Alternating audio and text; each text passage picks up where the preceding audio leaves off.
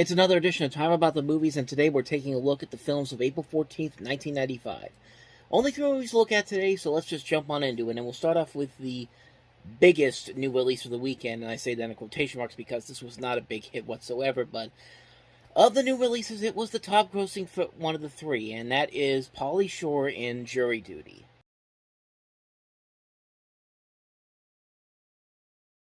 I mean, really, do I need to say anything more about this movie? I mean, just from that trailer alone, you can see everything that's wrong with this movie. This is not a funny movie. This is a film that has been universally panned both by critics and audiences. It was a notorious box office bomb.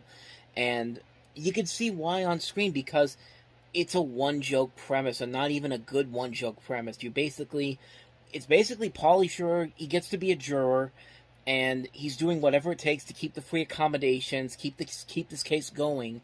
And first of all, nobody is ever that excited for jury duty. I don't care who you are.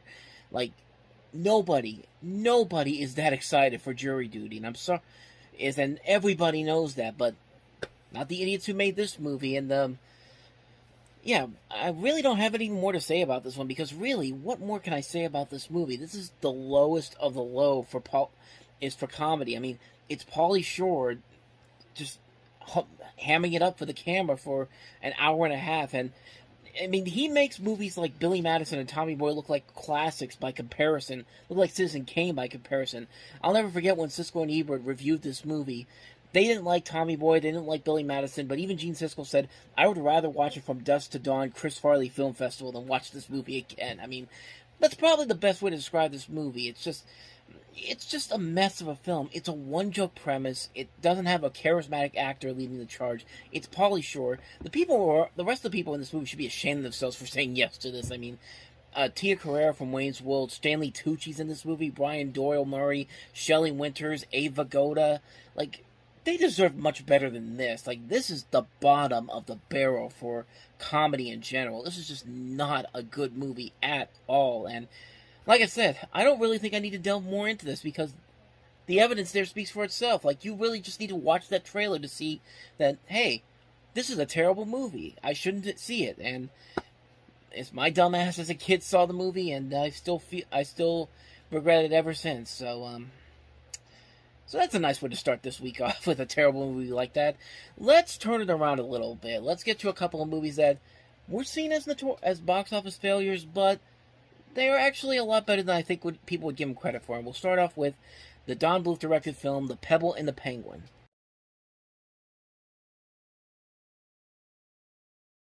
So let me just say right off the bat, this is not one of Don Bluth's strongest movies by any means necessary, but compared to what he's done in the early 90s, Rockadoodle, ambitious film, but mostly a failed attempt to try to mix live action and animation, trying to be another Who Framed Roger Rabbit, but failing miserably.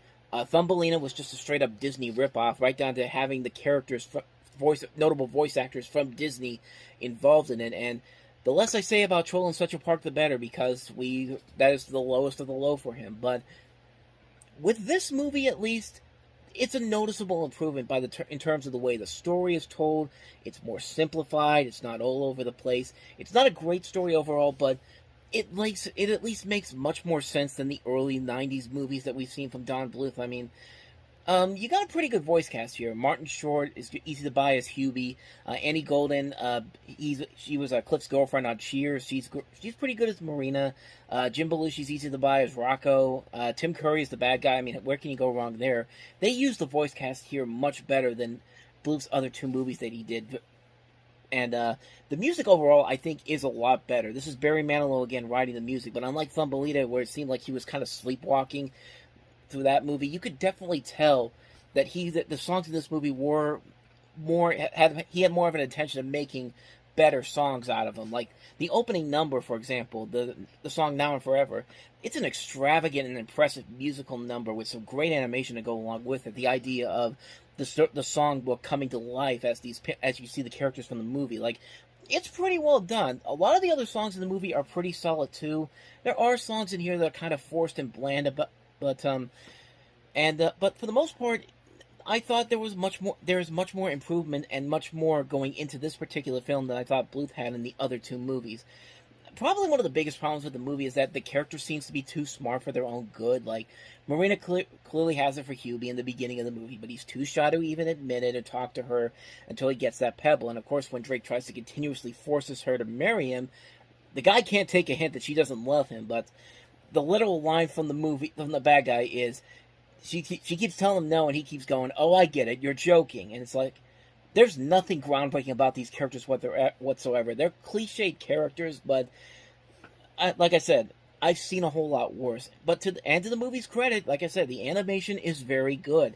You know, certainly a lot better than some of the direct-to-video animated films that MGM was doing after this. Like, wait until we get to All Dogs Go to Heaven 2. I mean, that movie looks abysmal for a theatrical release. But when we get to 1996, we will definitely delve into that one. But like I said, overall, Pebble and the Penguin, it doesn't live up to that same caliber of the great Bluth movies of the past. Like, it's no Secret of Nim, it's no Land Before Time, it's no An American Tail, or even An All Dogs Go to Heaven, but it's still better than what he was doing for much of this decade in the 90s. I mean, the animation is much better. The characters are cliche, but they're still rather likable.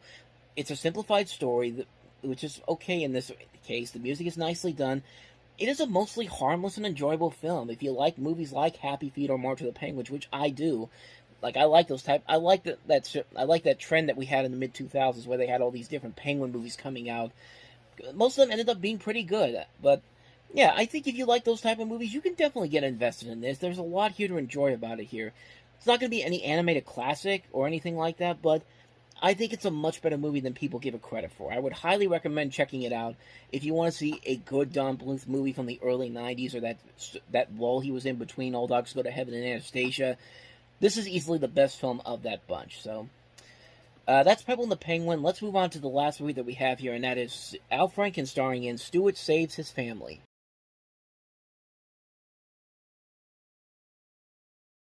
So this is, of course, the feature film debut for the SNL character Stuart Smalley. He'd been on SNL a number of times in the 90s, and I think part of the 80s, the late 80s as well, because Al Franken had been there for so long at SNL. And this movie had sort of a similar release pattern to It's Pat the movie the year before, which the studio basically dumped it. There was not a whole lot of promotion for it. But it didn't open in a number of theaters. It came and went. It only made like $1 million at the box office, but cost $6 million to make, so it was a notorious failure. And it's a shame, because unlike It's Pat the movie, this is actually a really good little gem. Like, it's a smart, very funny, nicely made movie, and it works mostly because of Al Franken. He does a great job of bringing this character to the big screen without making the character completely annoying as hell, like It's Pat managed to do. Like, the stick with It's Pat got old really quickly, but Franken keeps the character in his own environment. He doesn't make him an annoyance. He makes him very relatable to the situations going on, and it works mostly because it's sort of semi-autobiographical, because Franken himself went through a 12-step program like Stuart Smalley does here.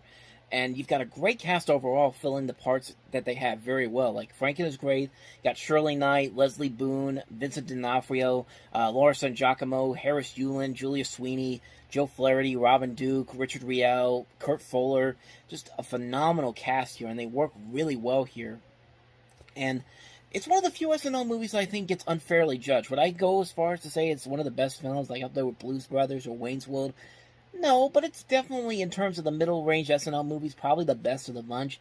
It's very clever in how Franken is able to keep this character in his own world by creating this nice little universe for him to live in.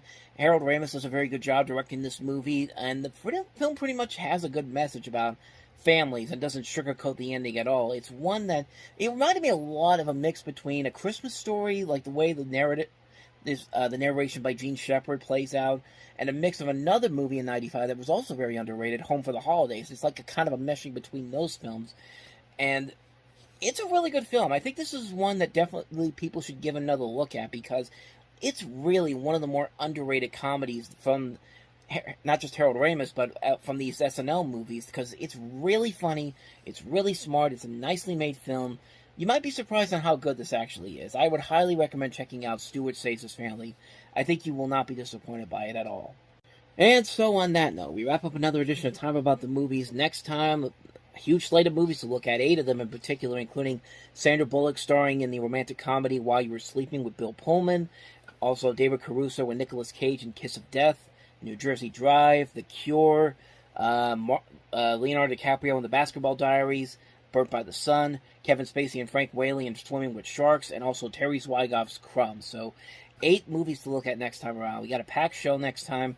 We'll look at those movies on the next episode. But until then, thank you very much for watching. And if you want to see more videos like this, please hit the plays on the next page. Check out the previous episode. And I'll see you guys tomorrow for another episode. So thank you for watching. I'll see you next time. And until then, as always, take care.